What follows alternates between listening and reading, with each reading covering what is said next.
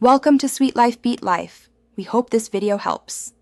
In this video, I will show you how to make pho in a pressure cooker. First, let's build our flavorful broth base. Begin by charring ginger and onions directly over a flame or under a broiler until they are nicely browned and fragrant. Next, gently toast whole spices such as star anise, cloves, and cinnamon sticks in a dry pan to release their essential oils. Finally, place your beef bones, charred aromatics, and toasted spices into your pressure cooker pot. Now, let's get that rich broth cooking efficiently.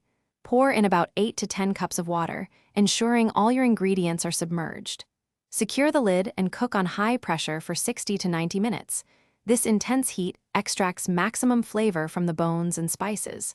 Once cooking is complete, allow the pressure to release naturally for 10 to 15 minutes before opening the pot.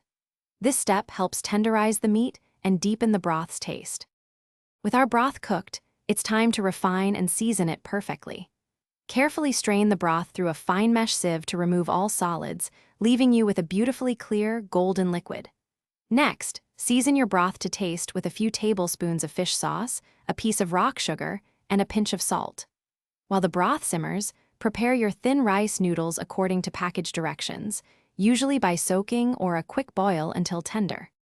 Finally, let's assemble your delicious homemade pho bowl. Place a generous portion of cooked rice noodles into your serving bowl.